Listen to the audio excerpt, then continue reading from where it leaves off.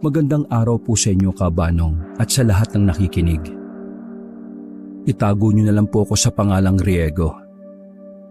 Nais kong ibahagi ang karanasan na kahit kailan ay hindi ko pwedeng kalimutan. 17 anyos pa lang ako noon nang matutunan ko ang tungkol sa mga aswang. Sa pamilya namin, obligado kang pag-aralan ang lahat ng mga bagay na may ugnayan sa aswang. Sa probinsya kasi namin sa Siquijor ay talamak at buhay na buhay ang angkan ng mga aswang. At noong panahon na yon, masasabi kong walang araw na hindi nalalagay ang buhay namin sa panganib. Marami sa mga kamag-anak ko ang madalas na nakakaengkwentro ng mga aswang. Mabuti na lang din talaga at karamihan sa kanila ay manunugis. Mula pa kasi sa kanununuan namin ay nasa dugo na talaga namin ang pumatay ng aswang. Yun ang kauna-unahang misyon na meron kami mula pa lang nang kami ay ipanganak. Ang mga aswang ang naging mortal na kaaway ng pamilya namin. Pinaniniwala ang pinagpapapatay ng mga aswang ang mga ninuno naming sundalo noong panahon ng mga Kastila. Dahil doon, nagtanim ng galit ang angkan namin. Kaya kahit ilang henerasyon na ang nakalipas, iisa pa rin ang gustong mangyari ng pamilya namin. Yun ay ang ubusin ang mga aswang sa Siquijor.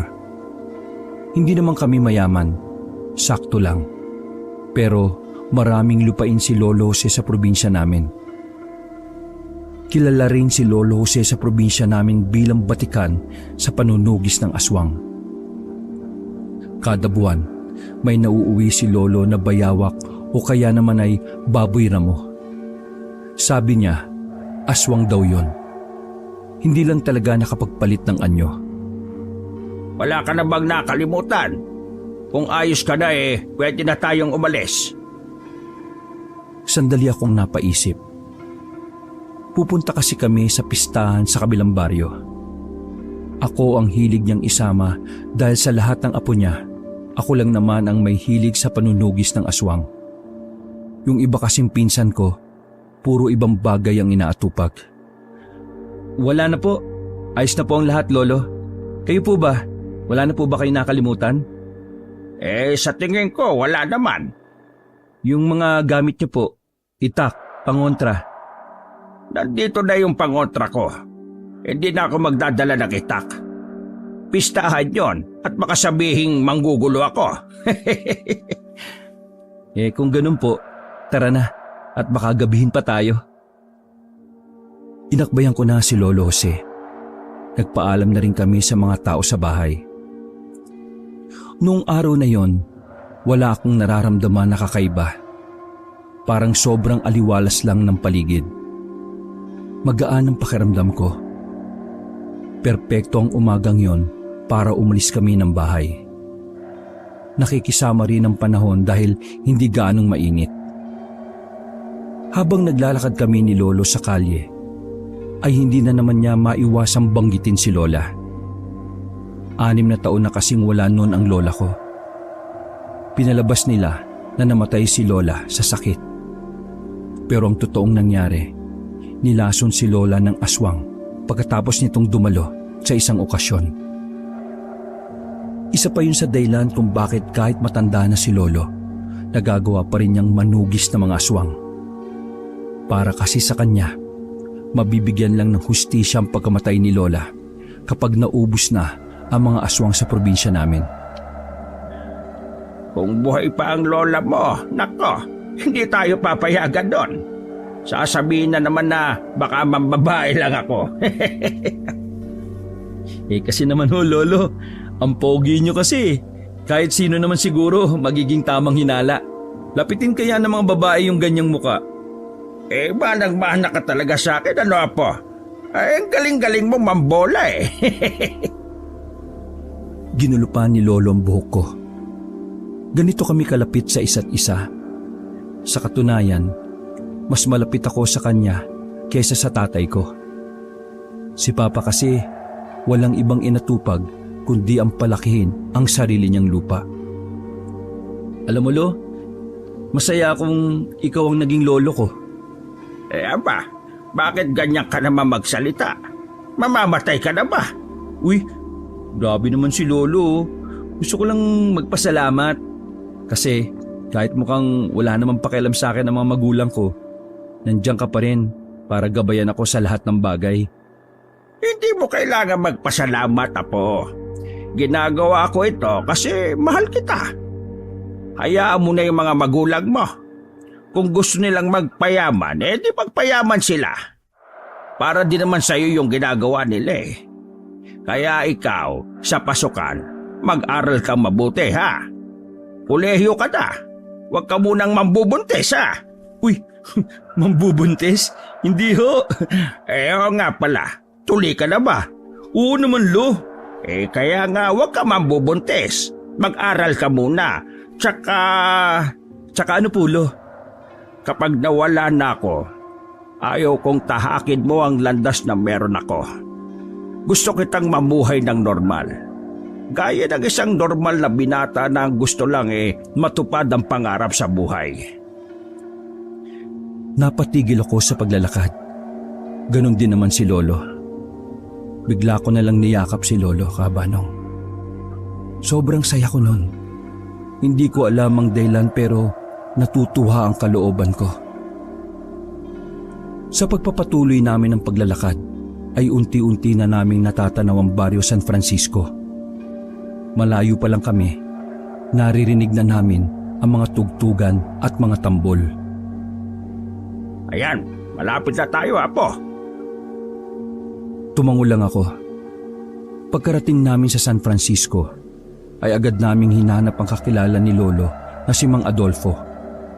Matanda na rin yun, nasa 65 to 70 na siguro.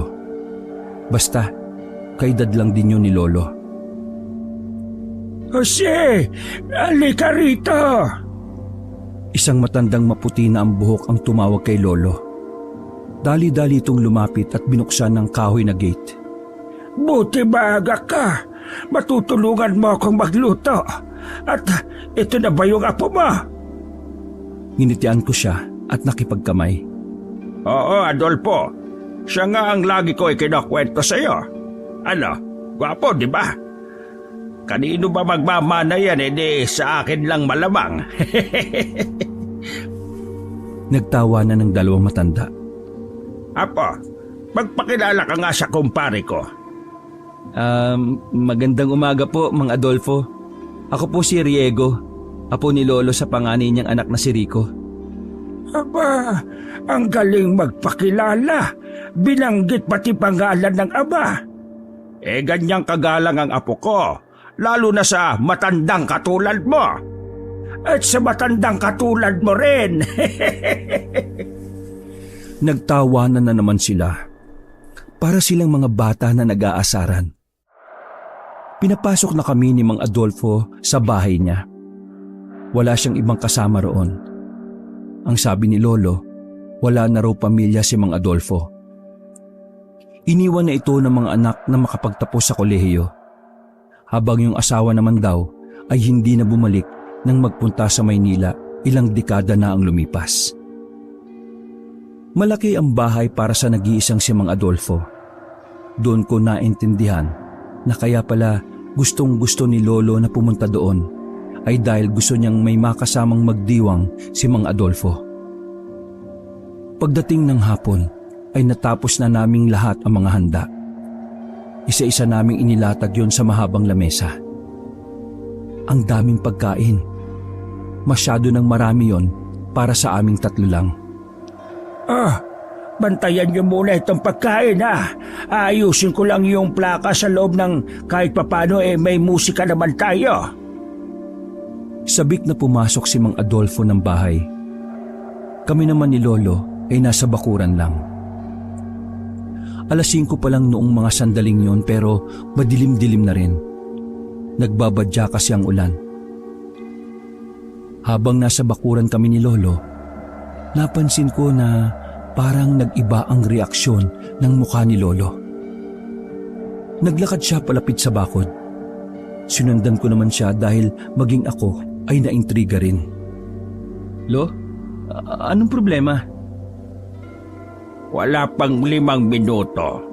May nanggaling na aswang dito sa halamanan. Mabilis na umandar ang kaba sa kalooban ko. Kahit kasi angkan kami ng manunugis, wala pa rin naman talaga ako nakaengkwentrong aswang. Ang ibig kong sabihin, hindi pa ako nakakakita. Naririnig ko lang talaga ang mga aswang kay Lolo at sa iba pa naming mga kamag-anak. Ano po, Lo? Aswang? May aswang dito? Oo, Apo. Kaya maging alerto tayo. Paano yan, Lo? Wala kang dalang itak. May pangontra naman ako, Apo. Kaya huwag ka nang mag-alala. Huminga ako ng malalim para kahit napapaano ay mawala ang kaba ko. Mga ilang sandali lang ay nakabalik na si Mang Adolfo. Hindi na namin sinabi sa kanya ang tungkol sa aswang. Pagkatapos namin kumain, nagsayaw sina Lolo at Mang Adolfo kahit na sisira-sira ang plaka. Natuwa naman ako kasi kitang-kita ko talaga kung gaano sila kasaya. 8:00 na ng gabi nang makaramdam na ng pagod ang dalawa. Muli silang umupo at sinamahan ako sa lamesa. Hingal na hingal sila habang nagtatawanan. Oh, magpahinga na po muna kayo. Eto kasing lolo mo ang hirap turuang sumayaw. Parehong kaliwa ang paa. Mga bata pa lamang tayo alam mo na yan. Kaya nga dapat nagkantahan na lang tayo. Ang mahal-mahal ng video okay sa bayan Pero huwag kang mag-alala. Kapag malaki ang kinita ko sa sakahan, bibili tayo doon. Matapos magpahinga ng halos 1 oras din, nagpaalam na rin kami kay Mang Adolfo. Nailigpit na rin namin ang mga nakalatag sa lamesa. Jose, maraming salamat Salamat din sa iyo, Riego. Dahil sa inyo hindi ko naramdaman na mag-isa ako. Ang saya-saya ko ngayong araw na ito. Tinapik ni Lolo si Mang Adolfo sa balikat. Hoy, ano ka ba naman? Siyempre kaibigan kita, kaya sasamahan kita palagi. Ay, the best ka talaga. O paano? Ihahatid ko na kayo. Nako, wag na. Ipahinga mo na lang yan at baka rayumahin ka pa. Sigurado ka ba? Oo, pare. Sige na, kaya na namin umuwi. Maraming salamat uli. Mag-iingat kayo. Riego, ikaw nang bahala sa lolo mo, ha? Gurang na yan. Opo, ako na po ang bahala. Aalis na sana kami nang may iabot si Lolo kay Mang Adolfo. Tanggapin mo ito. Poprotektahan ka nito sa araw-araw mula sa mga aswang. Hindi nakapagsalita si Mang Adolfo. Tumango lang ito at kita kong nanginginig pa ang kamay sa sobrang saya. Kinawayan namin si Mang Adolfo habang naglalakad kami. Nang naglalakad na kami ay hindi ko naiwasang magtanong. Nagtataka ako kung bakit niya ibinigay ang pangontra niya. Gayong kami naman ang maglalakad sa kalsada ng gabi. Lo, bakit niyo binigay kay Mang Adolfo yung pangontra? Wala ba siyang pangontra sa sarili? Simpleng tao lang si Adolfo. Isa pa, malakas ang kutob ko na may nagmamasid sa kanya. Huwag ka mag-alala, Apo. Wala namang aataking aswang sa atin. Nararamdaman kong ligtas tayo. Sumang-ayon na lang ako sa sinabi niya. Makalipas ang halos 15 minutong paglalakad sa madilim na daan, naramdaman naming pareho na para bang may sumusunod sa amin. Dinig na dinig ang pagtapak sa mga natuyong dahon sa paligid. Noong mga sandaling yon, napansin ko na maging si Lolo ay kinakabahan na rin base sa pagkakahawak niya sa akin. Nagulat na lang ako na maglabas si Lolo ng kutsilyo. Palihim niya palang dinala ang kutsilyo sa kusina ni Mang Adolfo. Nagkamali yata ako Lo, mga aswang ba'y nasa paligid? Mas mabilis ang lakad namin. Malas pa dahil walang kahit isang truck na napapadaan na maaari naming parahin. Apo, kapag nasa alaga ng sitwasyon na, tumakbo ka na ha. Paano ikaw, Lo? Huwag mo kong isipin. Manunugis ako. Kaya ko ang sarili ko. Naririnig pa rin namin ang mga yabag ng paa sa paligid. Hanggang sa bigla na lang may humila kay Lolo papasok ng halamanan. Sandali pang pumalag si Lolo pero wala na rin siyang nagawa kundi ang kumapit sa mga halaman. Takbo na, Riego! Takbo na! Nang tuluyan ng mahila si Lolo sa likuran ng halaman, ay tumakbo na rin ako palayo. Noong mga oras na yon, ramdam ko na talaga na hindi maganda ang mga magiging eksena pagkatapos nun. Kasama ko na sila Tito Randy at iba ko pang mga kamag-anak nang balikan namin si Lolo. Na-recover namin ang katawan ni Lolo na nasa gubat na. Maraming hiwa si Lolo sa dibdib at sa iba pang parte ng kanyang katawan. At ang mas nakakapagpatigil ng mundo ko ay wala ng buhay si Lolo. Para akong mababaliw ng mga sandaling yon, Kabanong. Hindi ko alam kung ano ang gagawin ko. Sobrang hirap itatak sa utak ko na wala na nga si Lolo. Yakap-yakap ko ang wala ng buhay na katawan ng lolo ko. Ibinulong ko sa kanya ang mga katagang, Lo, ipaghiganti ko kayo ni Lola. Ipaghihiganti kita. Uubusin ko ang mga aswang. Nauwi namin ang bangkay ni Lolo sa balwarte namin. Kahit magmamadaling araw na, nagising at nabulabog ang mga kalugar namin. Hindi sila makapaniwala na ang mahusay na manunugis ay nagawang patayin ng mga aswang. Habang nasa harapan kami ng bakuran ng bahay namin, ay dumating si Papa. Agad na nilapitan ni Papa si Lolo. Nanginginig ang kanyang mga kamay habang hinaplos ang mukha ni Lolo na puno ng dugo. Maya-maya pa, dahan-dahang dumako ang tingin ni Papa sa akin. Kasalanan mo to! Nagulat ang lahat na nandun. Ang mga kamag-anak ko, pati na rin ang ilang mga kabaryo. Kasalanan mo ito, Riego. Kung nag-isip ka lang sana, ay hindi ito mangyayari. Alam mong mainit si Papa sa mata ng mga aswang, pero hinayaan mo pa rin lumayo sa baryo natin. Lalong nadurog ang puso ko. Sobrang sakit na marinig yun mula kay Papa. Nahihirapan akong umiyak. Nahihirapan akong makahinga. Tol. Walang kasalanan ng anak mo. Ang nangyari ay biglaan. Walang may gusto nito. Nasalisihan si Papa. Yun ang nangyari. Isa ka pa, Randy. Wala ka ring silbi. Masyado kayong kampante na takot ang aswang kay Papa. Matanda na si Papa eh. Sana naisip mo rin na hindi na siya gaya ng dati. Di sana ikaw ang nagbantay kay Papa sa lahat ng oras. Puro ka kasi negosyo eh. Tapos ngayon sisisihin mo kami. Ang anak mo. Hindi na nakatiis ang isa ko pang tiyuhin na si Tito Ruperto. Sumabat na ito para pahupain ang tensyon. Wag na kayong magsisihan. Nangyari na ang nangyari. Walang magandang madudulot kung mas iisipin pa natin kung sinong may kasalanan. Ang isipin natin ngayon kung papaano natin magagantihan ang pumatay kay Papa. Uubusin natin sila. Sumang-ayon ang lahat ng taong nakikiosyoso. Habang ako naman ay nasa gilid lang. Tahimik, balisa at tulala sa bangkay ni Lolo Jose. Gaganti? Palalalain nyo lang ang sitwasyon hanggang sa maubos ang angkan natin. Bahala kayo sa buhay nyo. Basta ako, magpapayaman ako at aalis ako sa baryong ito.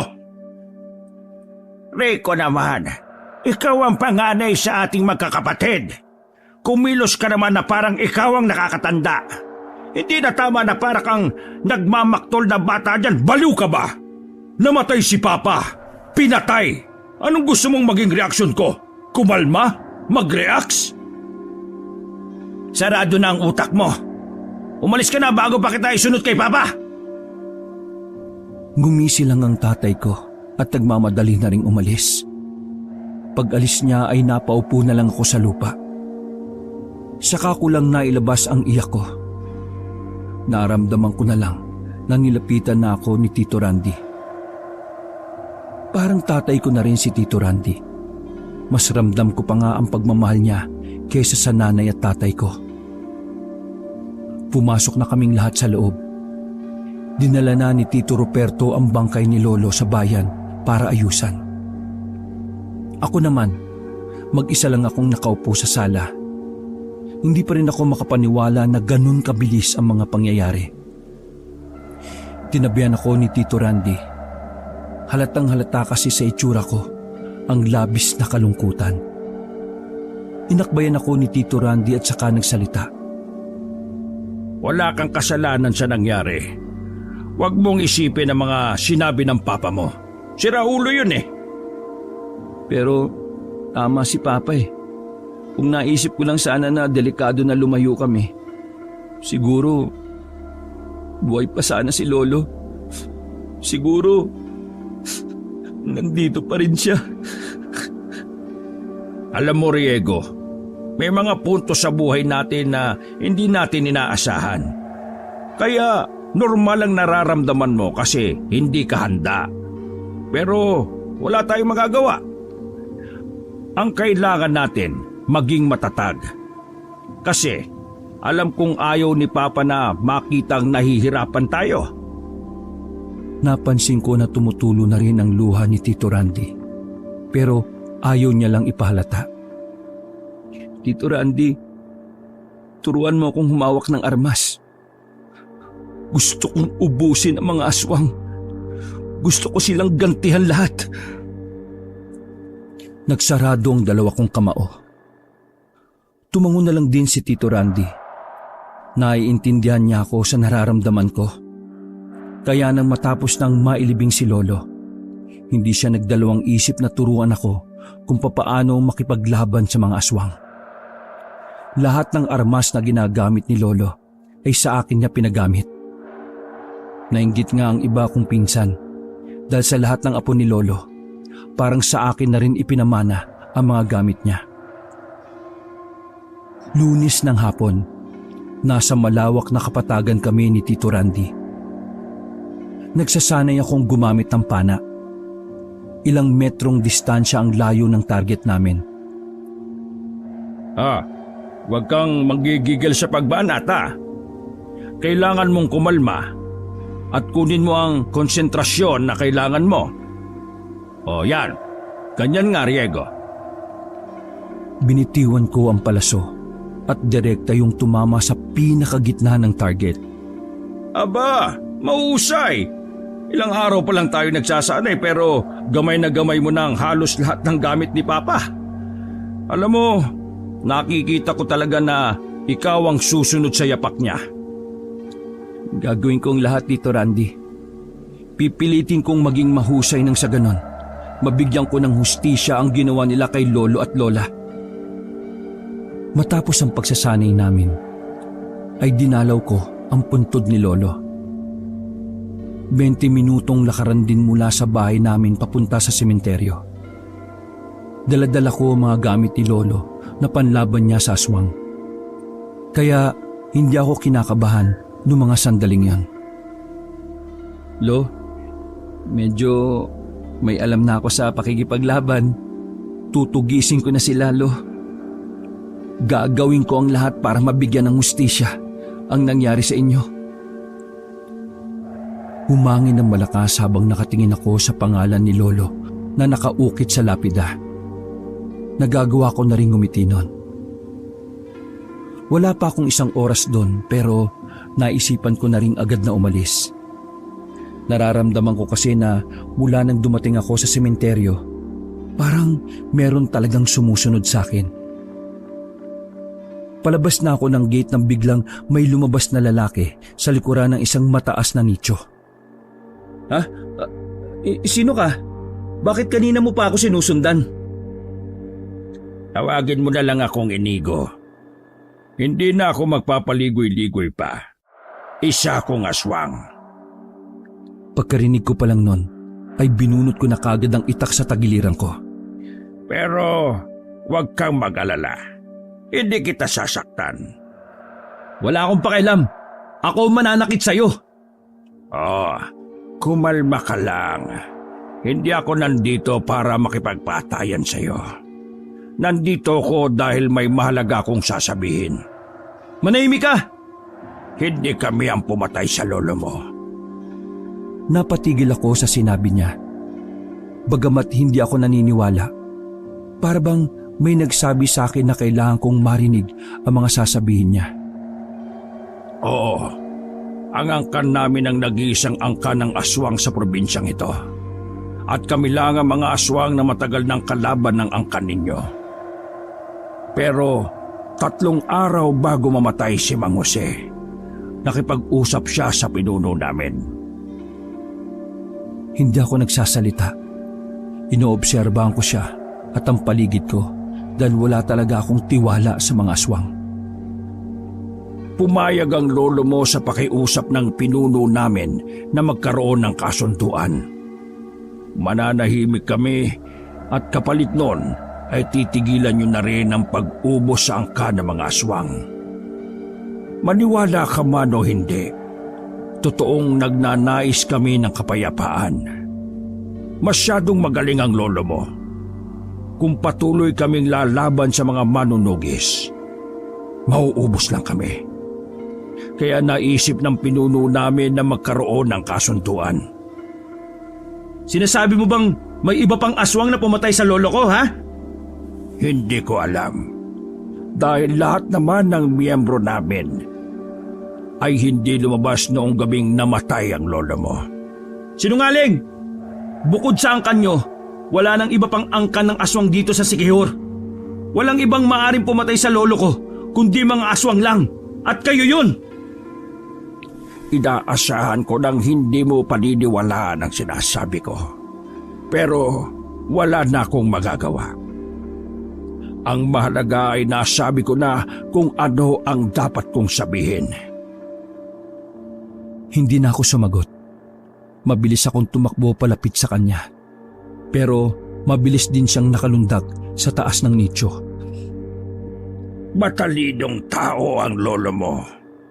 Hindi siya lalabas ng walang dalang armas kung alam niyang nasa panganib siya. Isipin mo na lang kung gaano siya kakampante. Doon mo lang maiintindihan ang lahat. Sige na, kailangan ko nang umalis. Paalam. Hahabulin ko pa sana siya pero gumapang na siya sa mga nicho at tuluyan nang nawala. Gigil na gigil ako ng mga sandaling yon, Kaabanong. Huminga na lamang ako ng malalim at ikinalma ang sarili. Umuwi rin ako kaagad sa amin. Sakto naman na nasa sala ang magkakapatid kasama si Papa. Narinig kong napagkasunduan na nilang 3 na si Papa na ang humawak sa lupain ni Lolo. Habang si Tito Ruperto at Tito Randy naman, mananatili ang atensyon nila sa pag-ubos sa mga aswang. Wala ba ni isa sa inyo ang tutulong sa akin sa mga lupain ni Papa? Mas uunahin niyo pa ang mga aswang na yan? Galit ang boses ni Papa. Kaya hindi na muna ako pumasok at baka mapagbuntungan na naman ako. Ikaw ang may kalaman sa pagpapatakbo ng ani at sakahan. Kaya mo na yan. Tsaka di ba, mga bata pa lang tayo gusto mong ikaw ang magmana ng mga lupain? Mga bata pa tayo noon. Ngayon, may mga pamilya na tayo. Hindi ko kakayaning patakbuhin ng sabay-sabay lahat ng lupain ni Papa. Lalo pat may sarili din akong lupa na inaalagaan. Bahala ka na dyan. Kaya mo na yan. Ikaw ang panganay kaya responsibilidad mo yan. Nakita kong napahilamos na lamang sa sariling mukha si Papa. Padabog niyang kinuha ang papel na nasa lamesa at lumabas na rin ang pinto. Tumingin pa siya sa akin sa gilid. Napailing pa siya. Kung tingnan niya ako ay para lang akong kung sino na hindi niya anak. Hindi ko alam kung bakit siya ganun sa akin. Ganoon na siya mula pa nung bata ako. Ay nako, umuwi ka na sa bahay mamayang gabi. Walang salitang lumabas sa bibig ko. Kinakabahan ako. Alam ko na kapag sinunod ko ang gusto niya, siguradong malilintikan ako sa bahay. Pero kung hindi naman ako uuwi, baka mas lalo lang siyang mainis at magalit sa akin. Pinagmasdan ko na lang si Papa na sumakay na ng sasakyan niya. Malalim ang tingin niya sa akin na siyang nakakadagdag sa kaba ko. Pumasok na lang ako sa kwarto ko. Dinampot ko kaagad ang larawan namin ni Lolo. Kapag nahihirapan ako mag-isip, yun lang ang tinitingnan ko. Sige Lo, aharapin ko si Papa. Patutunayan ko sa kanya na ako ang anak na sinayang niya. Bumuntong hininga na lamang ako at napahilata sa kama. Habang nakatingin sa kisame, ay biglang sumagi sa isipan ko ang sinabi ng aswang na si Inigo. Kahit katiting sa mga sinabi niya, ay hindi ako naniniwala. Sa dami na ng nagawang kasalanan ng mga aswang sa buhay namin, kahit kailan ay hindi ko magagawang magtiwala sa kanila. Kasi kung totoong nakipagkasundo si Lolo sa kanila, malalaman din namin ang bagay na yon. Pero hindi. Wala namang sinabi sa amin si Lolo. Pagsapit ng gabi ay hinanda ko na ang sarili ko.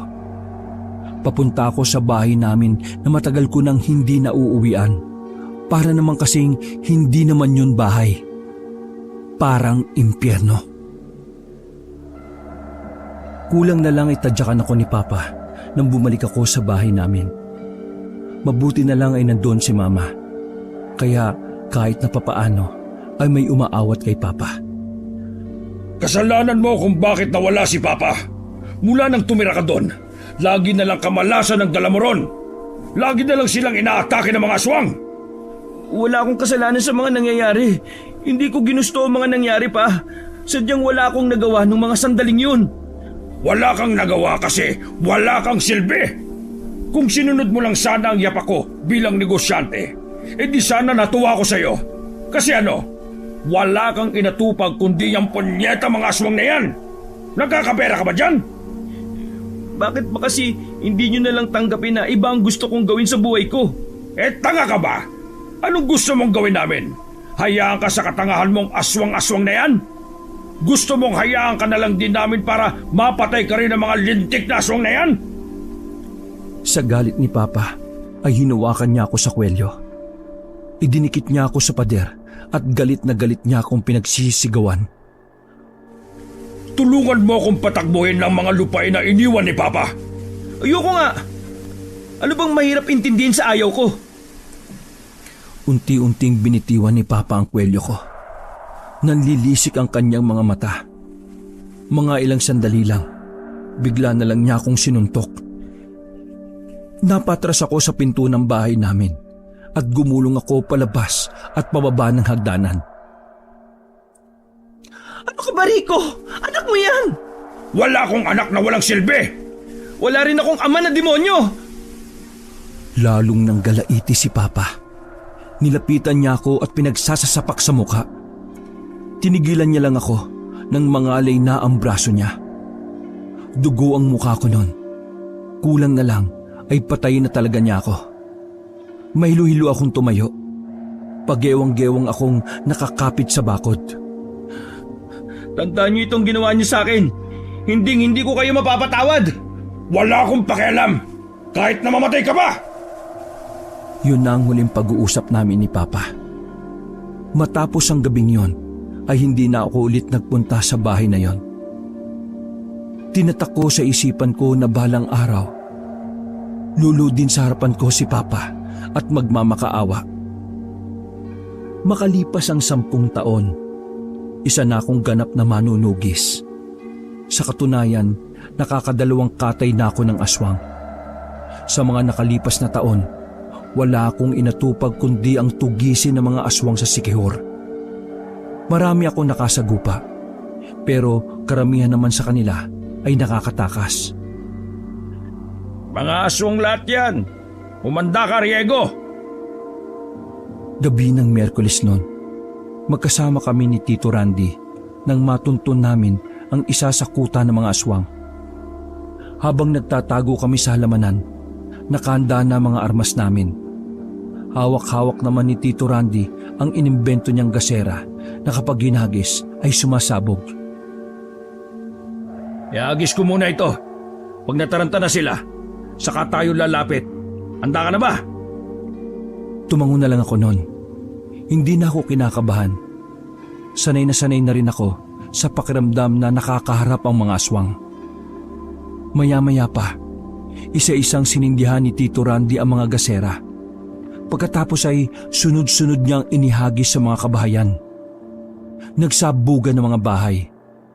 Rinig namin ang mga nagsisigawang aswang. Tara na, bilis! Dali-dali kaming lumabas mula sa halamanan. Lahat ng aswang na makakasalubong namin ay hindi namin pinapalagpas. Sinasamantala namin ang pagkakataon na nasusunog sila. Mga walang iya! Mga walang puso! Ang mga taong katulad niyo! Wala kayong mga puso! Napatingin kami sa gilid dahil sa nanggigigil na boses na yon. Nakita namin ang isang matanda na galit na galit. Kayo ang salot sa mundo! Marami na kayong nabiktima! Oras na para ihatid na kayo sa impyerno! Tumakbo ang matanda palapit sa amin. Sinalubong ko siya at madali kong itinarak ang itak sa tiyan niya. Magkita na kayo ni Satanas! Libutin natin! Baka may mga natira pa! Naglibot kami ni Tito sa maliit na kuta na yon. Karamihan sa mga nakita namin ay mga nakahandusay na at nasusunog ang katawan. Pero pagdating namin sa dulo, isang magandang babae ang naabutan namin. Nagkatinginan kami ni Tito Randy. Nag-ilingan kami. Ibig sabihin lang nun, isasama namin ang babae sa mga papatahin namin. Pakiusap, huwag niyo akong idamay. Bagong aswang lang ako. Biktima lang din ako. Niyanggaw nila ako. Pakiusap, huwag niyo akong patayin. Malambot lang ang puso ko sa magaganda. Pero itong pamangkin ko, matigas ang puso nito eh. Pakiusap, huwag mo akong patayin. Umiiyak pa siya habang magkalapat ang palad. Pero wala akong pakialam.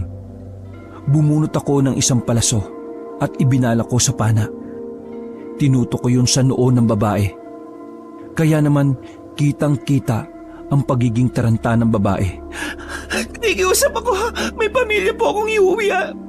May pamilya po akong uuwian. Biktima lang din ako. Nanlaki ang mata ng babae nang bitiwang ko ang palaso. Pero hindi ko yung pinatama sa kanya. Hindi ako naaawa sa'yo. Kailangan ka namin buhayin dahil marami kaming itatanong sa'yo. Nilapitan namin ang babae at saka nilagyan ng tali. Iginapos namin siya sa puno ng nyog. Nang masiguro naming wala ng buhay ang ibang aswang, sinimulan na namin ni Tito Randy ang pagtatanong. May kasintahan ka ba? To, ano namang kunik ng tanong mo? Siyempre, kailangan nating malaman kung may kasintahan siya na pwedeng magligtas sa kanya. Malay mo, magaling na aswang yon. Ito naman oh. Napailing na lang ako at ako na rin ang nagtanong. Sabihin mo sa akin kung nasan pa ang ibang kuta ng mga aswang. Pakakawalan kita kapag kumanta ka. Kapag kumanta ako, Oo, sige na. kung ako na lang sana ang iyong minahal, di ka na muling luluha pa. Di ka na... Napatigil siya sa pagkanta nang tutukan ko siya ng itak sa liig. Tanga ka ba o nananadya ka? Sabi ko, sabihin mo kung nasa ng ibang kuta ninyo, hindi yung kumanta ka ng ganyan. sabi mo kasi kumanta ako eh. Maganda naman pala ang boses mo eh. Bakit hindi ka nalang mamatay? Wala na akong alam eh.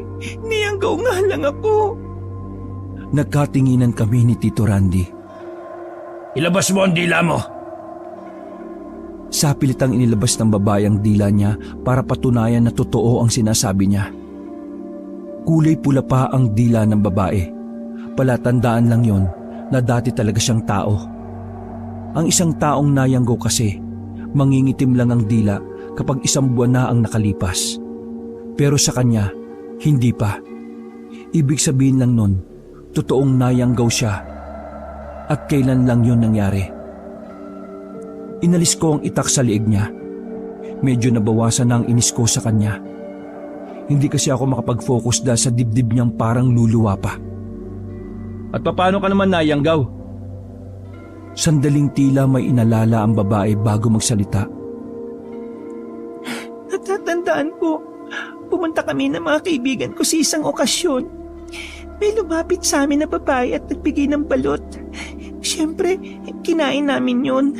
Sayang at nakakaya kung tatanggihan namin eh.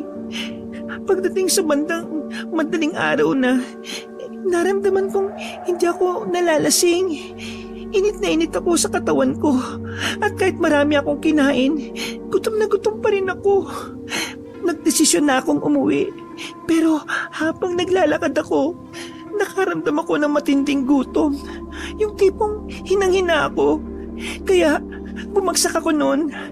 Tapos unti-unti na akong nawalan ng malay. Pagkising ko, nandito na ako. Nalaman ko na aswang na pala ako. Kasi lahat ng nandito, aswang. Hindi ako makatakas kasi papatayin nila ako. Kawawa ka naman pala eh. Ang ganda mo pa naman. Pero wala ka bang nakita rito na parang leader nila? Leader nila? Oo, meron. Naalala ko noon isang gabi, may isang lalaking aswang ang dumalaw dito. Sabi nila, Inigo daw ang pangalan nun. Yung Inigo, may kasama siyang mag-asawa. Mukhang hindi sila aswang kasi yung babae natatakot eh. Tao yung mag-asawa? Ano naman ang ginagawa sa baryo ng aswang? Base sa nakita ko, tinutulungan ng mag-asawa ang mga aswang. Sila ang nagsusupply dito ng mga karne ng tao. At kung ano-ano pang pangangailangan namin. Hindi ko alam kung bakit nila yung ginagawa. Pero palagay ko, may kasunduan sila. At paano mo naman nalaman? Anong narinig mo? Nakita ko lang silang nagkamay. Kaya baka may kasunduan sila. Pambihira. Gulo mo kausap. Mukhang totoo mga sinabi ni Roberto. Merong mga tao na tumutulong sa mga aswang. Pero hindi ko maintindihan kung ano ang gusto nilang mangyari. Yun ang dapat nating alamin.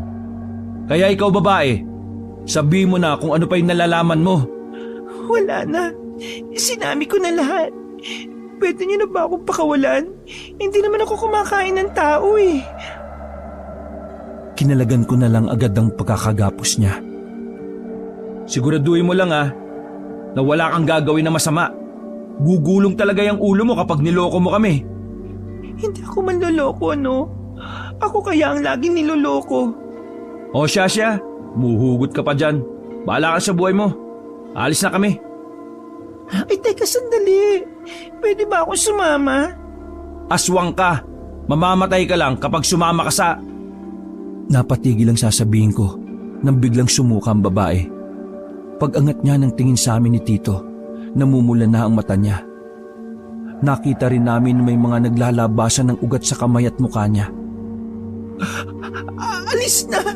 Magiging aswang na ako! Mawawala ako sa sarili! Dumistansya kami ni Tito, habang ang babae naman ay nangingisay-ngisay. Sayang talaga! Nagiging aswang na siya! Pagtingin ko sa itaas, bilog na bilog pala ang buwan. Pasensya ka na, pero kailangan mong maging abo. Habang nangingisay pa ang babae, ay kinuha ko ang natitirang gasera sa bag ni Tito Randy. Sinindihan ko yon gamit ang apoy na nagbumula sa nasusunog na kubo. Lumayo pa kami ng kaunti. Nagawa pang tumingin sa amin ang babae. Hindi ko masyadong maaninagan pero parang nakita kong umiiyak siya. Ang kaso nga lang, bigla na lang siyang gumapang palapit. Wala na akong nagawa kundi ang ibato sa kanya ng malakas ang gasera. Sumabog ang gasera. Bulagta kaagad ang babae. Nilapitan namin siya ng unti-unti nang bumalik ang itsura niya sa pagiging tao. Buhay pa siya, pero naghihingalo na. Patawad pero iba na ang buhay mo eh. Kahit na iligtas ka namin ngayon, mas marami ka pang masasaktan na tao. Sana kung saan ka man mapunta pagkatapos mong mamatay, maintindihan mo kami kung bakit ka namin kailangang patayin. Sumusuka na ng dugo ang babae, pero sa huling sandali, nagawa niya pang ngumiti sa amin. Siguro tanggap niya na ganun talaga ang kakahantungan niya. Bumuntong hininga na lang ako. Maging ako man din ay nanghihinayang. Kung may kilala sana kaming magaling na albularyo, may pag-asa pa sana siyang makabalik sa dati. Ano? Nakokonsensya ka ba? Hindi. Walang nagbabago sa pananaw ko. Ang mga kailangang patayin ay dapat lang napatayin. Mahihina ang mga taong nakokonsensya sa pagpatay ng mga demonyo. Tinapik ako ni Tito Randy. Naubos namin ang lahat ng aswang na naroon. Habang papauwi na kami, hindi mawala-wala sa isipan ko kung bakit may mga taong tumutulong sa mga aswang. Mas lalo akong nagtanim ng galit. Hindi ko inakala na may mga tao palang kayang makipag-ugnayan sa mga salot. Nang makauwi kami sa bahay, ay isang masamang balita ang nadatnan namin. Nag-iiyakan ng mga tao sa amin. Mas malalakas ang iyak ng mga pinsan ko. Nagulat kami ni Tito Randy nang makitang patay na si Tito Ruperto. Lasog-lasog ang katawan ni Tito Ruperto. Para siyang ginawang baboy ng mga aswang. Medyo nawala na rin sa forma ang mga binti at braso niya. Sa sobrang dami kasi ng malalalim na kalmot. Malamang sa malamang ay kakalasyon kapag binuhat. Hindi ako makagalaw, Kabanong. Nakatayo lang ako sa gilid habang pinagmamasdan ang mga pinsan kong umiiyak. Mas malala pa yon kaysa sa nangyari kay Lolo Jose. Agad na nagsarado ang kamao ko. Dahil sa ginawa nila kay Tito Ruperto, mas lalong naglihab ang galit sa kalooban ko. Agad na kumontak si Tito Randy na magdadala sa labi ni Tito Ruperto. Tulala kaming dalawa sa bakuran. Sa tingin mo, ginantihan kaya nila tayo sa ginawa natin kanina? Wala naman nakatakas sa mga pinatay natin eh. Sa palagay ko, plano na talaga nila ito bago pa natin mahanap ang kuta na yon. Napailing na lamang si Tito Randy. Ramdam ko sa mga mahigpit na hawak niya sa tuhod niya ang galit. Bukas din, maghanap tayo ng aswang. Gawin natin lahat para mahanap ang pinakakutan nila. Tumango si Tito. Tinapi ko na lang siya sa balikat para kahit na paano ay gumaan ang pakiramdam niya. Kinabukasan ng gabi ay nakabalik na ang bangkay ni Tito Ruperto. Mabilis itong inasikaso dahil na rin sa mga koneksyon namin. Ibinurol si Tito Ruperto sa isang maliit na chapel di kalayuan sa amin. Mga nasa 5 minutong lakaran lang. Unang gabi pa lang ay marami ng kakilala ang pumunta. Kilala rin kasi si Tito sa lugar namin dahil sa mahusay niyang pakikisama. Habang abala ang lahat, nagpaalam kami sa kanila. Handang-handa na kami ni Tito Randy na hanapin ang mga aswang. Kampante naman kaming ligtas sa mga maiiwan sa balwarte namin. Marami kasi mga pangontrang nakatago sa bawat sulok ng bakuran. Bukod sa aming dalawa, kasama rin namin ang iba pang tropa ni Tito Randy. Mga tapat silang kakilala ni Lolo noong nabubuhay pa siya. Kadalasan din silang sumasama kapag gumagala si Tito Randy at Lolo sa gubat. Wala kaming kahit na anong ideya kung saan namin matatagpuan ang mga aswang. Basta handa kaming libutin nun ang buong gubat, mahanap lamang sila. Sa halos 2 oras naming paglalakbay, meron na kaming mga nakitang kalansay ng tao sa likuran ng mga puno. Napalapit kami doon dahil sangdamukal na kalansay ang naroroon. Tinutukan namin ng flashlight ang mga kalansay. Maliliit lang yon, Malakas ang kutob namin na yon ay mga bata. Mukhang may makakasagupa tayo. Maging alerto tayo. Yung mga kalansay na yan ang nagpapatunay na nasa bundok na tayo na may mga aswang. Nagpatuloy kami sa paglalakad. Maigpit na ang hawak namin sa hawak naming itak. Hanggang sa... Sandali! Pinahinto ko silang lahat nang may marinig kaming dalawang tao na nag-uusap. Malalakas ang tinig nila at nagtatawanan pa. Dahan-dahan kaming umupo at pinatay ang flashlight. Hinintay naming makalapit ang dalawang yon. Madilim, kaya hindi namin matukoy kung mga aswang ba sila o hindi. Sinenyasan ko na yung may hawak ng pana. Ewan ko ba ron? Kahit na anong gawin ko, wala pa rin sa kanya. Nangangaso na nga ako pero galit pa rin sa akin eh. Ganyan talaga. Yung mga babae, nako pare, madalas di sila maintindihan. Hayaan mo na lang. Di kaya buntis yung asawa ko. Lumagpas na sila sa amin habang may mga bitbit na sako. Unti-unti kong binaba ang pana. Akala namin kasi ay mga normal na tao at mga ngaso lang sila. Pero ang huling sinabi ng isang lalaki ang nagtulak sa akin para magdesisyon. Nako, matutuwa na naman si Pinonong Inigo. Madadagdagan na naman ng mga asawa. Hindi na natapos ng lalaki ang sasabihin niya. Nang panain na siya ng kasama namin. Mabilis naman kaming lumapit sa isa pang lalaki at saka pinalibutan siya. Tinutukan namin ang mukha niya ng flashlight. Bitiwan mo yung dala mo. Sino ba kayo? Ibaba mo yung sako na yan. Sige na, huwag ka na magtanong. Napilitan na ang lalaking bitiwan ng sako nang tutukan ko na siya ng itak. Isa sa mga kasamahan namin ang kumuha ng sako. Pagbukas niya, nakita namin sa loob ang mga pira-pirasong katawan ng tao. Magtatangka pa sanang tumakbo ang lalaki nang hampasin na siya ni Tito Randy sa likod. Sinamantala namin ang pagkakataon para maigapo siya sa puno. Mga manunugis kayo ano? Kaano-ano niyo yung pinatay namin kagabi? To, kumpirmado. May koneksyon nga ito kay Inigo.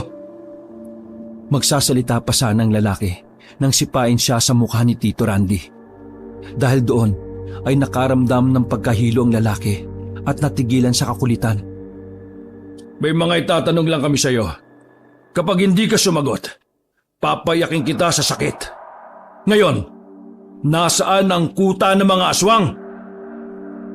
Kahit may hilo, ay nagagawa pa rin ngumiti ng lalaki. Naisip ko na nga na ihampas sa mukha niya ang flashlight dahil sa inis.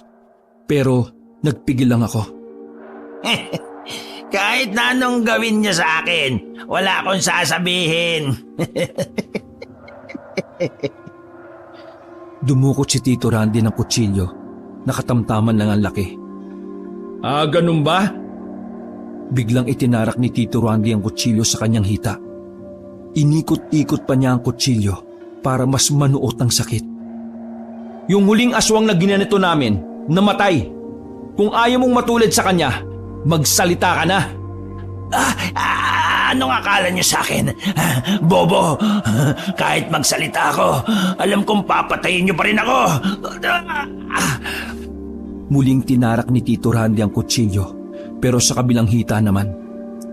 Napasigaw na ang lalaki sa sobrang sakit. Mas binaon ni Tito ang kutsilyo sa pagbabaka sakaling magsasalita ng lalaki. Kahit patayin niyo ako, wala kayong mapapala. Umupo na ako para direkta ko siyang matingnan sa muka. Anong pangalan ng asawa mong buntis? Nagbago ang reaksyon ng lalaki. Nagsimula na siyang kabahan. Nababasa niya siguro ang binabala ko. Bakit? Anong gagawin mo? Magkaroon tayo ng kasunduan. Kapag sinabi mo kung nasaan ang kuta ng mga kasama mo, hindi namin papatayin ang asawa mo kapag nandoon na kami. Pero kapag hindi mo sinabi kung saan, papatayin namin siya sa oras na matuntun namin ang lugar ninyo. Biglang nagbago ang itsura ng lalaki. Naglabasan ng mahahaba niyang pangil at tumulo ang mga laway niya. Huwag mong gagalawin ang asawa ko. Papatayin kita. Hindi yata siya magsasalita. Tara na, umalis na tayo para mapatay na natin ang lahat ng aswang kasama ang asawa niyang buntis. Teka, sandali. Oh, bakit? May sasabihin ka na ba? Pangako niyo sa akin na hindi niyo siya idadamay. Kung magsasalita ka na, di sige. Iiwan naming ligtas ang asawa mo. Ngayon, nasaan ang kuta ng mga aswang? Bumuelo ang lalaki. Humugot pa ng malalim na hininga. Paglagpas niyo sa gubat na ito, tawirin niyo yung ilog. Sa kabila nun, may makikita kayong malapad na bato na may mga nakaukit na mga pangalan ng mga aswang. Lagpasan niyo yon at ilang minuto lang, makikita niyo na ang liwanag ng baryo namin. Tumango ko at nagkatinginan kami ni Tito Randy. Magtitiwala kami sa sinabi mo Kasi kung hindi yan totoo, tigok ang asawa mo. Aalis na sana kami nang bigla siyang may inihabol. Elsa! Elsa ang pangalan ng asawa ko. Nag-iisang Elsa lang siya ron. Kapag nakita niyo siya, pakiusap, huwag niyo siyang patayin. Sige. Dinukot ko ang itak ko at saka hinagupit siya sa leeg. Gumulong ang ulo niya sa lupa. Bakit mo siya pinatay? Ang usapan, asawa niya lang ang bubuhayin. Napailing na lang si Tito Randy at nagsimula na rin kaming maglakad. Madali naming nakita ang ilog. Malakas-lakas ang agos doon. Walang ibang daanan kundi ang lumusong sa tubig. Medyo natagalan kami dahil mahirap talagang balanse ng katawan sa rumaragasang tubig. Pero matagumpay naman kaming nakatawid lahat. Naglakad-lakad pa kami. Halos 15 minuto pa ang nilakad namin at may nakita na nga kaming malaking bato. Nang tutukan namin ang ilaw ang bato, ay nakasulat ang mga pangalan ng aswang doon. Naroon din ang babaeng si Elsa. Hinanda na namin ang mga sarili namin. Sapat naman ang bilang namin kaya hindi ako kinakabahan. Isa pa, bawat isa sa mga kasama namin ay mga veterano na din naman. Makalipas pa ang ilang sandali, nakita na nga namin ang liwanag ng isang baryo. Ilang metro muna kaming dumistansya. Inobserbahan namin ang paligid. Malaki ang baryo, kaya sigurado kaming marami sila kesa sa amin. May naisip ka bang paraan? Marami naman akong dalang gasera dito. Pero dahil malaki ang baryong yan, hindi aabutin ng gasera ko ang mga nasa dulo. Mabuti pa, maghiwa-hiwalay tayo. Negative tayo dyan, Tito. Hindi namin alam kung may mga nagbabantay sa paligid. Itong kinalalagyan na lang natin yata ang medyo ligtas. Ilan ang may dalang pana sa atin? Bale, 8. Asentado naman ang mga yan. Kung kakayanin, sila na lang ang pumana hanggang sa dulo. Basta, dapat marami tayong masunog na bahay bago tayo umatake. Isa-isa na naming pinapwesto ang mga kasama namin. Lahat ng may dalang pana ay inasinta na ang mga target na bahay. Habang kaming dalawa naman ni Tito Randy, sinubukan naming mas lumapit pa. Nakita namin na nung mga sandaling yon, para silang nagkakasiyahan. Medyo maingay kasi. Tapos bawat bahay ay maingay. Magandang pagkakataon yon para sa amin. Kaya naman agad na naming sinenyasan ang may mga dalampana. Isa-isa nilang pinaulanan ng palaso na may apoy ang mga bahay. Kami naman ni Tito, hinagisan namin ng gasera ang malalapit sa amin. Lahat ng aswang na nasabugan ay bulagta kaagad. Nataranta sila sa ginawa namin. Sa sobrang gulat nila, hindi nila agad alam ang gagawin. Abante! Unti-unti kaming lumapit sa bukana. Marami agad nakahandusay na aswang sa paligid. Nang nasa bukana na kami, may mga humarap sa amin. Anyong aswang na silang lahat. Mababangis ang mga itsura. Medyo kampante na kami noon kasi kahit na papaano, malaki agad ang nabawas namin sa bilang nila. Handa na kayo mga kasama! Unti-unting dumami ang mga nakapalibot sa amin. Sa likuran ng mga aswang, nakita ko ang isang lalaki na pamilyar ang mukha sa akin. Siya si Inigo. Siya ang nakausap ko sa sementeryo noon na nagsabing wala silang kinalaman sa pagpatay kay Lolo. Lalo akong nainis nung mga sandaling yon. Mga ilang segundo lang, nilusob na kami ng mga aswang. Dahil mahuhusay naman ang bawat isa sa amin, nagawa namin silang depensahan. Hindi sila makalapit dahil bawat lalapit ay bigla na lang bumubulagta. Habang nangyayari ang sagupaan, ay nakita kong umalis ang lalaking si Inigo. Agad akong humiwalay kina Tito Randy. Hoy! Saan ka pupunta? Hinabol ko si Inigo. Alam kong delikado pero wala akong nararamdamang takot sa mga pagkakataon na yon. Ang tumatakbo lang sa utak ko ay mapagiganti si Lolo at Lola. Ganun na rin si Tito Roberto. Merong nilikuan si Inigo. Pinuntahan ko yon at nakita kong nakasandal lang siya sa gilid ng bahay na hindi pa nasusunog. Malakas din pala ang loob mong pumunta dito. Pinahanga mo ko. Pagtingin ko sa gilid ko ay maraming mga aswang ang nakaabang. Hinigpitan ko ang hawak ko sa aking itak. Wala akong pakialam. Kahit nasabay-sabay pa kayong umatake sa akin. Hindi niyo ako mapapatay. Alam mo ba kung ano ang ayaw ko sa inyong mga tao? Masyado kayong dumidepende sa emosyon ninyo. Dami mong sinasabi. Labanan mo ko.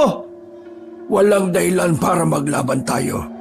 Sinabi ko na sa iyo noon na wala akong ginagawang masama sa inyo. Magsasalita pa sana ako nang bigla nang umatake ang mga nasa gilid. Agad naman akong nagwasiwas ng itak na hawak ko. Medyo nakaramdam na ako ng kaba nang mapansin kong parami na ng parami ang lumalapit sa akin. Nakakaramdam na rin ako ng pagod. Habang yung aswang na gusto ko talagang patayin ay nakatayo sa gilid. Nakangiti at mukhang hinihintay lang talaga na mapagod ako. Gumilid muna ako nang maramdaman kong makukulong na ako sa isang sulok. Buong akala ko malalapa na ako. Buti na lang rumisponde sa akin ang dalawa kong kasama. Maraming salamat. Pagtingin ko kay Inigo ay nakita kong papaalis na siya. Wala akong sinayang na pagkakataon. Sinundan ko pa rin siya. Sa kakasunod ko sa kanya ay nakarating kami sa gilid ng ilog. Huminto siya at hinarap ako. Puro katakbo! Duwag! Tumawa siya ng malakas. Nakakainsulto ang tawa niya. Sa tawa pa lang, alam kong balak na talaga niyang sirain ang focus ko. Pero hindi ako nagpatinag. Nanatili akong kalmado. Ang mga aswang kasi, magagaling sila manlinlang at magmanipula ng isipan ng tao. Kaya noong mga sandaling yon, ay sobra akong nag-ingat. Lalo pat leader na ng mga aswang ang kaharap ko. Dinala lang kita rito para walang makarinig sa sasabihin ko sa'yo. Wala akong pakialam sa sasabihin mo. Magpatayan na tayo. Pagbabayaran mo ang ginawa niyo sa mga kamag-anak ko. Baka pag sinabi ko sa'yo ang nalalaman ko'y magulat ka. Pero bago ko sabihin sa'yo, talunin mo muna ako.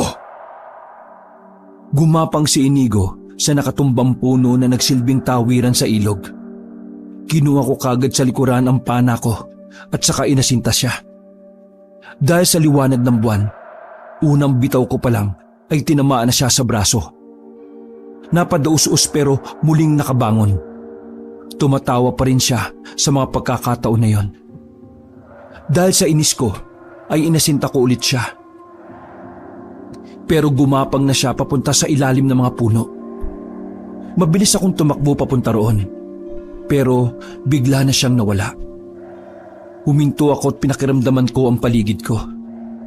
Maya-maya lang ay naramdaman kong may bumagsak na sa likuran ko.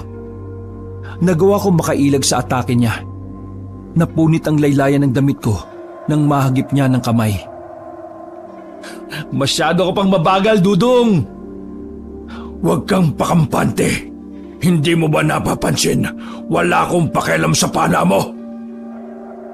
Maras niyang binunot ang palaso na nakatarak sa kanan niyang braso. Medyo kinabigla ko yun, pero hindi pa rin ako tumigil. Dumistansya ako ng kaunti at muli ko siyang pinatamaan ng palaso. Sapul siya sa balikar, pero hindi niya yun ininda. Nang magbabala pa sana ako ng palaso, ay lumundag na siya sa akin. Nagawa niyang hawakan ng balikat ko. Sa talas ng kuko niya ay nasugatan ako. Sirit agad ang dugo ko. Pero pinilit kong wag pansinin yon. Ang mga aswang, kapag nakita nilang mahina ka, mas lalo kang pupuntiryahin. Ano? Kalmot pa lang yan. Nasaktan ka na. Paano pa kaya kung sabihin ko sa iyo ang katotohanan? Baka mamatay ka sa sakit.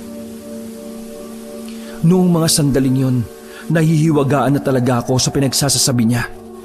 Pero wala na akong pakialam. Ang mahalaga lang sa akin noon, mapatay siya at maiuwi ang ulo sa balwarte namin. Sa muli niyang pag-atake sa akin, ay binunot ko ang punyal na nasa tagiliran ko. Sinaksak ko siya sa bandang balakang. Sa pagkakataong yun, kabanong, ay saka lamang siya tinablan ng sakit. Oh, anong problema? Natigilan ka yata. Huwag ka munang magdiwang. Nakakatayo pa ako. Mabilis siyang nakakyat sa isang puno na parang gagamba.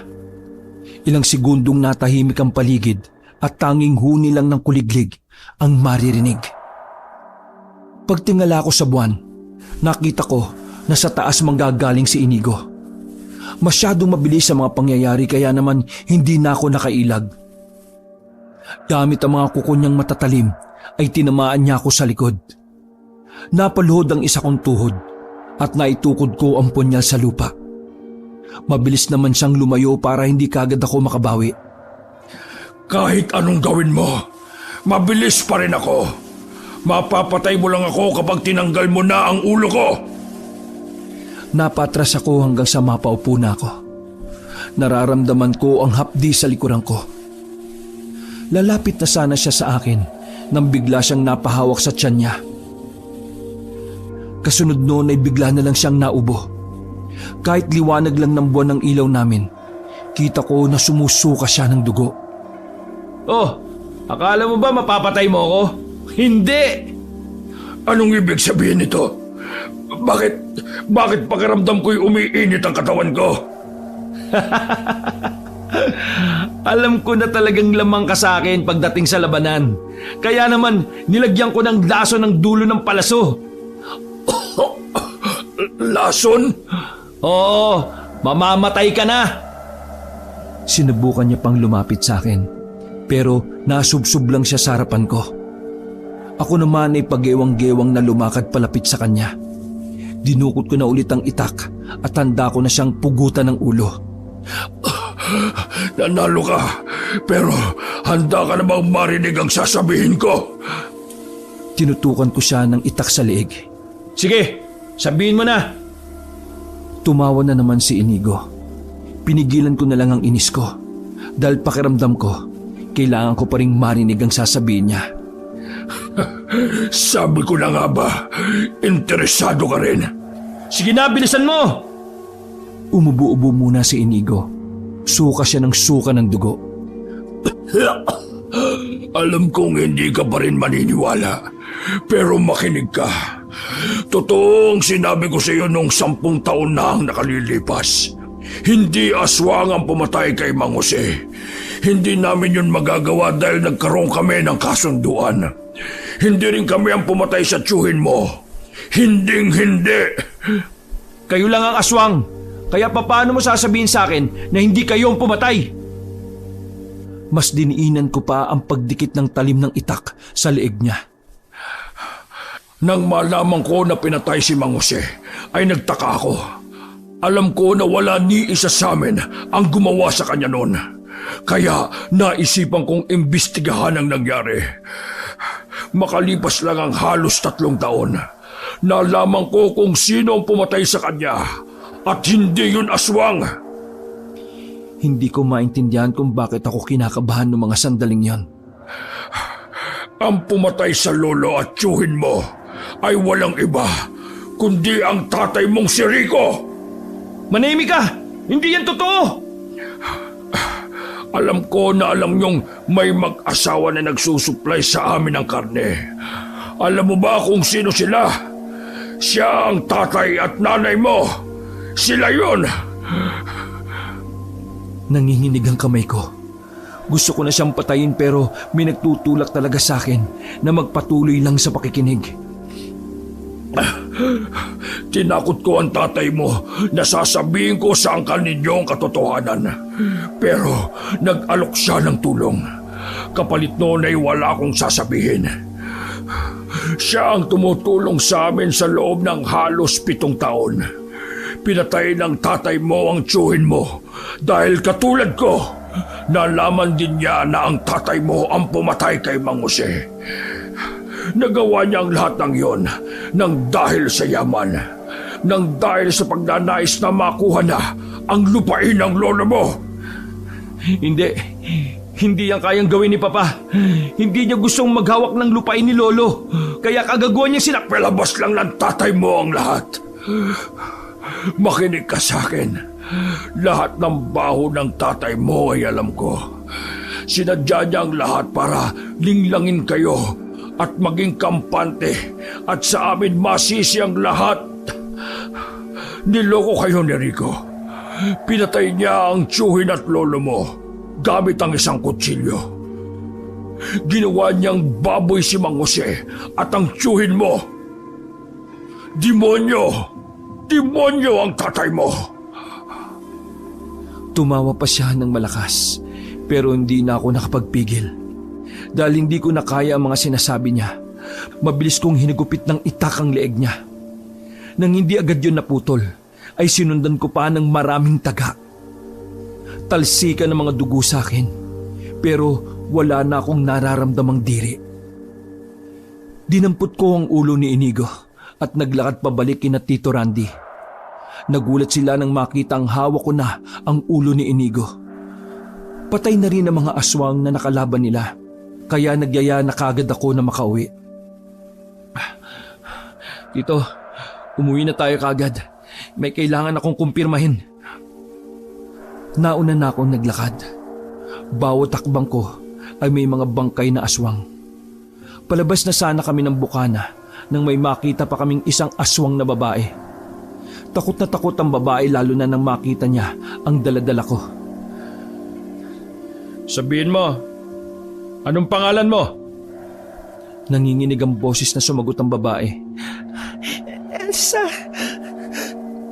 Napatingin ako sa babae. Siya pala ang asawa ng pinatay kong aswang. Halika rito. Dahan-dahan siyang lumapit kahit na baka sa itsura niya ang takot. Ikaw na lang ang natitirang aswang sa probinsyang ito. Kapag may nakita kaming ibang aswang, ibig sabihin lang nun ay nagparami ka. Kapag ginawa mo yon, papatayin din kita. Tumango-tango ang babae at saka yumuko sa akin. At siya nga pala, patay na ang asawa mo. Pagkasabi kong yun, ay naglakad na rin kami paalis. Narinig na lang namin na umiyak ng malakas ang babae. Pero wala na akong pakiramdam noong mga sandaling yon. Para na akong namanhid. Hindi ko na nga rin nararamdaman ang sugat ko. Masyado kong nilamon ng mga naiisip ko. Dumiretso muna ako sa bahay namin. Hindi ko binitiwan ang ulo ni Inigo. Nanlalaki ang mga mata ng mga nasa burol ni Tito Ruperto. Pumasok ako sa kwarto ni Lolo. Saka ko lang nakita ang isang papel na nakaipit sa Biblia.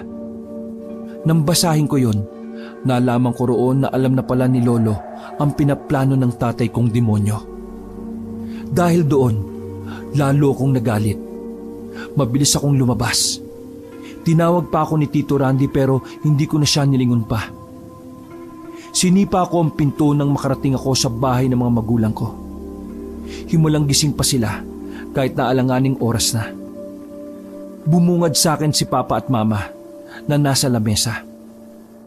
Lumapit ako kabanong at inilapag ko ang ulo ng aswang. Mamamatay ka ba? Bakit ka nagdala ng ganyan? Diyos ko, Panginoon, patawarin! Ulo yan ng aswang na tinutulungan nyo para lang hindi lumabas ang sikreto ninyo. Nanlaki ang mga mata ni Papa nang marinig yon. Pa, gusto kong malaman ang totoo. Kailangan mong sumagot. Kung hindi, isusunod kita kay Lolo at Tito Ruperto. Totoo bang pinatay mo silang dalawa? Anak, ano bang Huwag mo akong hawakan, Ma!